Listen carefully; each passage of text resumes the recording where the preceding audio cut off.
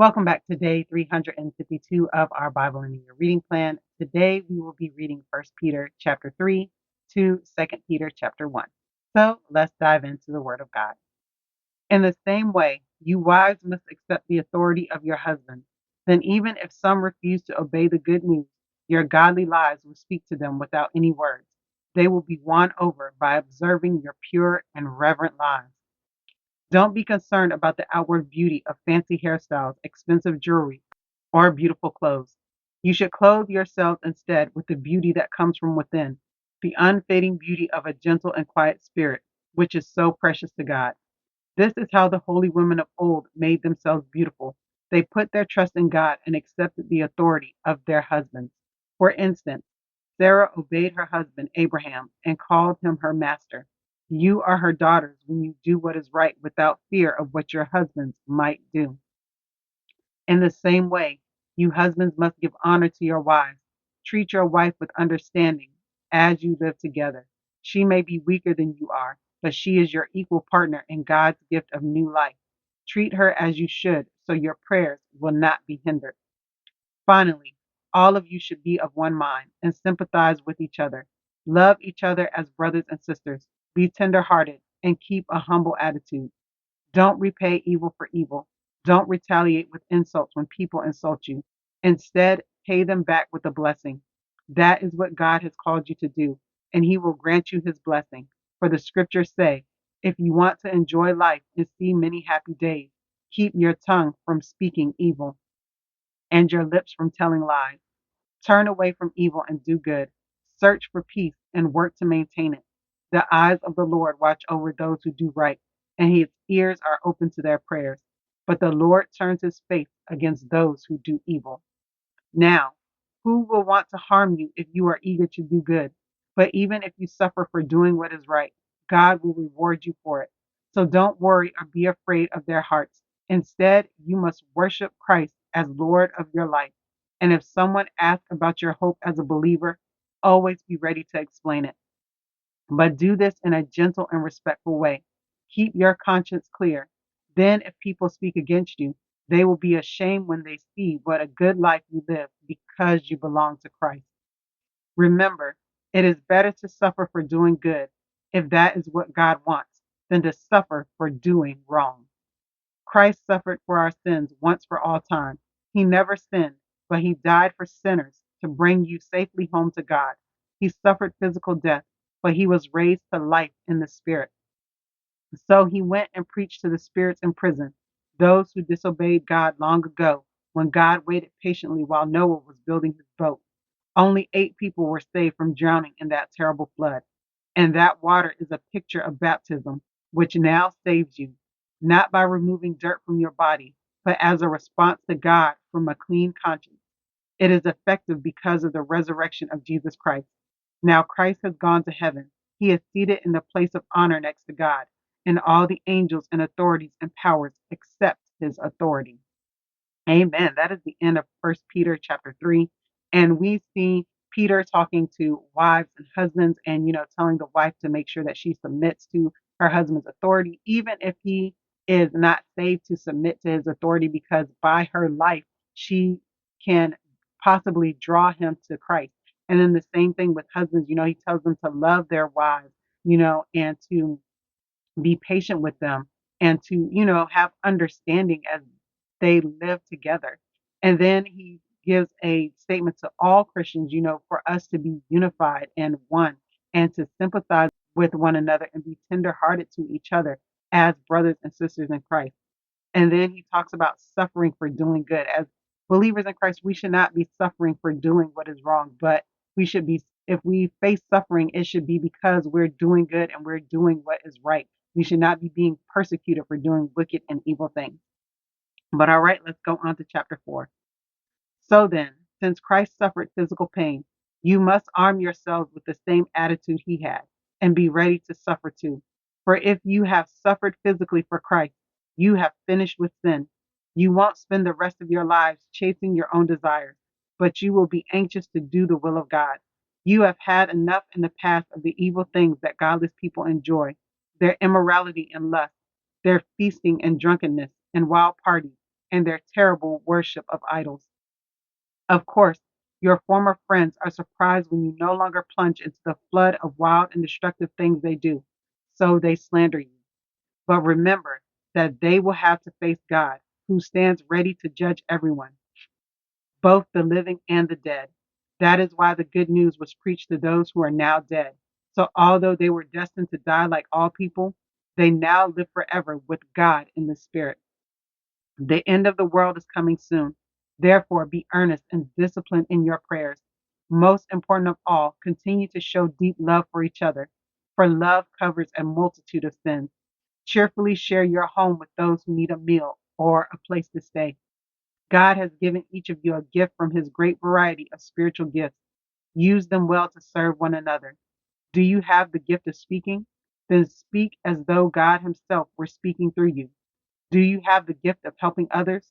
Do it with all the strength and energy that God supplies. Then everything you do will bring glory to God through Jesus Christ. All glory and power to him forever and ever. Amen. Dear friends, don't be surprised at the fiery trials you are going through, as if something strange were happening to you. Instead, be very glad, for these trials make you partners with Christ in his suffering, so that you will have the wonderful joy of seeing his glory when it is revealed to all the world. If you are insulted because you bear the name of Christ, you will be blessed, for the glorious Spirit of God rests upon you.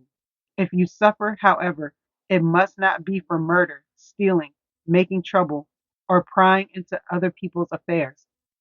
But it is no shame to suffer for being a Christian. Praise God for the privilege of being called by his name.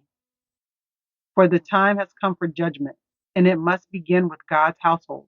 And if judgment begins with us, what terrible fate awaits those who have never obeyed God's good news? And also, if the righteous are barely saved, what will happen to godless sinners?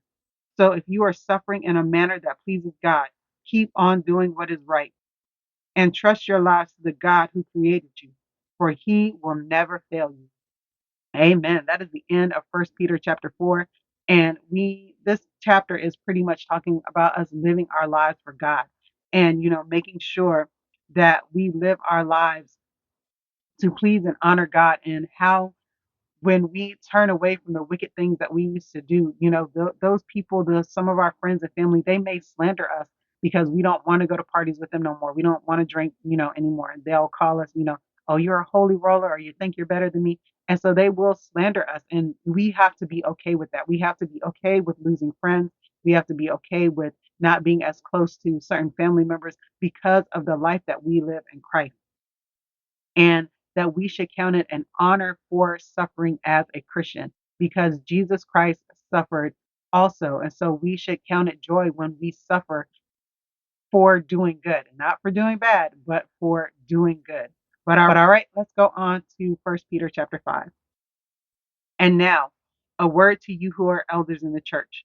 I too am an elder and a witness to the sufferings of Christ, and I too will share in his glory when he is revealed to the whole world. As a fellow elder, I appeal to you.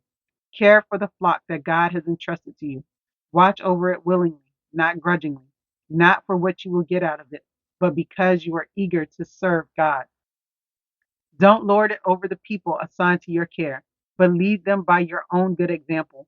And when the great shepherd appears, you will receive a crown of never ending glory and honor. In the same way, you who are younger must accept the authority of the elders. And all of you, dress yourselves in humility as you relate to one another. For God opposes the proud, but gives grace to the humble. So humble yourselves under the mighty power of God, and at the right time he will lift you up in honor. Give all your worries and cares to God, for he cares about you. Stay alert. Watch out for your great enemy, the devil. He prowls around like a roaring lion, looking for someone to devour. Stand firm against him and be strong in your faith. Remember that your family of believers all over the world is going through the same kind of suffering you are. In his kindness, God called you to share in his eternal glory by means of Christ Jesus. So after you have suffered a little while, he will restore, support, and strengthen you, and he will place you on a firm foundation. All power to him forever. Amen. I have written and sent this short letter to you with the help of Silas, whom I commend to you as a faithful brother. My purpose in writing is to encourage you and assure you that what you are experiencing is truly part of God's grace for you. Stand firm in this grace. Your sister church here in Babylon sends you greetings, and so does my son Mark. Greet each other with a kiss of love. Peace be with all of you who are in Christ. Amen. That is the end of First Peter chapter 5, and we see Paul giving and we see Peter giving advice to the elders and the young men, and telling the elders, to care for the church that God has given you and don't lord it over them. And then in the same way, for the younger men in the church to accept the authority of the elders in the church and to, not rebel and things like that, but to accept that authority and to not be proud and to serve. And as they serve, that God will raise them up. And then he also warns us to stay alert and watch out for the enemy. But all right, let's go on to Second Peter chapter 1. This letter is from Simon Peter, a slave and apostle of Jesus Christ. I am writing to you who share the same precious faith we have. This faith was given to you because of the justice and fairness of Jesus Christ, our God and Savior. May God give you more and more grace and peace as you grow in your knowledge of God and Jesus our Lord. By his divine power, God has given us everything we need for living a godly life. We have received all of this by coming to know him, the one who called us to himself by means of his marvelous glory and excellence. And because of his glory and excellence, he has given us great and precious promises. These are the promises that enable you to share his divine nature and escape the world's corruption caused by human desires. In view of all this, make every effort to respond to God's promises. Supplement your faith with a generous provision of moral excellence, and moral excellence with knowledge, and knowledge with self control, and self control with patient endurance, and patient endurance with godliness, and godliness with brotherly affection, and brotherly affection with love for everyone. The more you grow like this, the more productive and useful you will be in your knowledge of our Lord Jesus Christ. But those who fail to develop in this way are short sighted or blind, forgetting that they have been cleansed from their old sins. So, dear brothers and sisters, work hard to prove that you really are among those God has called and chosen. Do these things, and you will never fall away. Then God will give you a grand entrance into the eternal kingdom of our Lord and Savior, Jesus Christ. Therefore, I will always remind you about these things, even though you already know them and are standing firm in the truth you have been taught.